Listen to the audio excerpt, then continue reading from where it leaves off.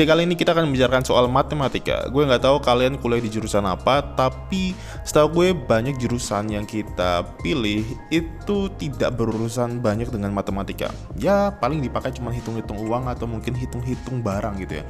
Tetapi nggak pakai rumus-rumus yang biasanya kita pakai dari sejak SD sampai SMA. Kalau kita ingat masa lalu kita dari SD sampai SMA, kita susah-susah untuk belajar matematika. Dan matematika seringkali menjadi tolak ukur seorang dikatakan pintar gitu ya. Gue nggak tahu sistem sekarang ya, tapi waktu gue kecil dulu, waktu gue belajar di SD sampai SMA gitu ya, gue ngeliat bahwa guru-guru melihat bahwa seorang itu pintar, seorang murid itu pintar kalau mereka itu pintar matematika. Dan hal ini juga dipercaya oleh masyarakat.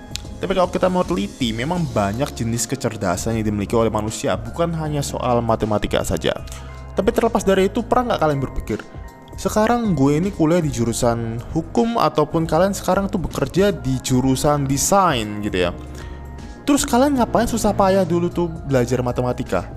Karena setahu gue nggak banyak juga sih murid yang masuk ke jurusan matematika atau jurusan yang memang berkaitan erat dengan matematika. Jadi apakah sia-sia selama ini kita belajar matematik? Jadi gue sebenarnya freelance ngajar matematika dan bahasa Inggris. Maka dari itu gue memang punya banyak waktu yang gue gunakan untuk belajar matematika dan juga bahasa Inggris. Secara khusus matematika, karena kita kali ini bahas soal matematika. Jadi dalam waktu persiapan gue ngajar, gue ketika belajar matematika lagi, gue melihat bahwa matematika ini bukan hanya tentang hitung-hitungan. Dan matematika ini ternyata juga bisa terpakai dalam kehidupan sehari-hari. Bahkan gue pun nanti ke depannya waktu gue tua, gue akan terus belajar matematika dan juga fisika gitu. Alasannya kenapa? Ada banyak hal. Yang pertama, matematika mengajarkan kita untuk problem solving. Jadi sebenarnya ketika kita belajar matematika, kita sebenarnya diperhadapkan dengan problem solving gitu ya. Problem solving yang menggunakan logika. Dan dalam problem solving ini, yang terpenting adalah cara kita menyelesaikan masalah tersebut. Yang terpenting jadi bukanlah di jawabannya gitu. Gue nggak ngomong bahwa jawabannya itu nggak penting gitu. Tetapi cara kita untuk menyelesaikan masalah tersebut itu lebih penting.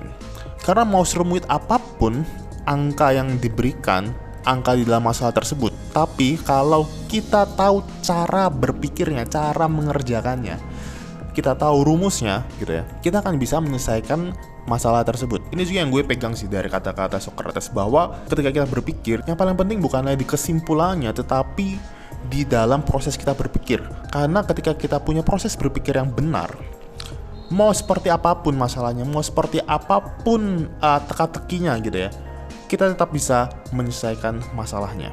Kita akan tetap menjawab dengan benar.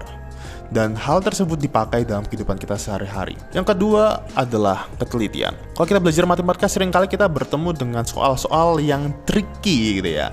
Soal-soal yang seringkali menjebak, membuat kita itu memang harus teliti gitu. Entah itu mungkin di satuannya nggak sama gitu ya, tapi kita karena nggak teliti, kita menjumlahkan dengan dua satuan yang berbeda, akhirnya tidak menemukan jawaban yang tepat. Hal inilah yang membuat kita ketika belajar matematika itu harus teliti, dan ketelitian inilah juga yang akan kita pakai ketika kita masuk ke jurusan yang lain atau masuk ke pekerjaan yang lain.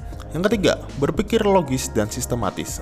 Jadi matematika ini memang mengasah logika kita. Jadi dulu tuh gue ketemu dengan soal-soal yang memang gue tuh lupa cara ngerjainnya, atau juga bahkan gue itu nggak ngerti cara ngerjainnya. Tapi ketika gue mengerjakannya, gue seringkali mencoba untuk menemukan caranya sendiri. Dan gue bertanya atau gue mencari di mbah Google gitu ya. Gue mencari jalan sendiri dengan memakai logika sendiri, dan akhirnya gue menemukan jawabannya. Dan ketika gue cek, ternyata jawabannya benar karena cara gue benar. Jadi disinilah cara berpikir logis kita dipakai gitu ya. Dan cara berpikir logis ini juga kita bisa pakai juga di dalam jurusan lain, atau juga dalam pekerjaan kita yang tidak memakai matematika. Bukan hanya berpikir logis, tapi juga berpikir secara sistematis. Karena dalam matematika, kalau kita langsung melompat dari satu tahap ke tahap yang lainnya, kita akan kehilangan tahap yang di tengahnya ini, dan kita nggak akan menemukan jawaban yang tepat. Makanya bukan hanya berpikir logis yang dibutuhkan, tapi juga berpikir secara sistematis. Ini juga yang kita bisa pakai juga di dalam skripsi. Ketika kita mengerjakan skripsi, kita tidak hanya dituntut untuk berpikir secara logis, tapi juga sistematis. Karena ketika kita mengerjakan skripsi nanti, kita itu harus mengerjakan dari bab 1 sampai bab akhir itu secara sistematis dan semuanya itu harus berhubungan. Nggak boleh ada lompatan, nggak boleh ada ya sesuatu yang random yang nggak masuk gitu ya di dalam skripsi itu gitu loh.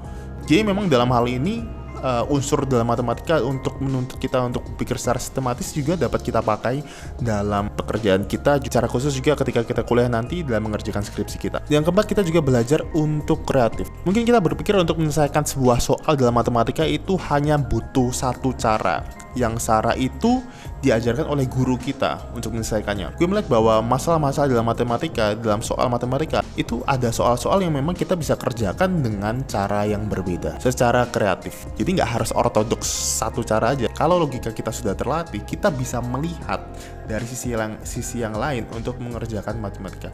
Entah mungkin itu lebih rumit daripada cara yang lain, tetapi at least kita bisa memakai cara yang berbeda dari itu. Dan itu juga melatih kita untuk berpikir secara kreatif untuk menyelesaikan sebuah masalah. Dan itu tentu saja terpakai waktu kita kuliah dan juga waktu kita kerja nanti.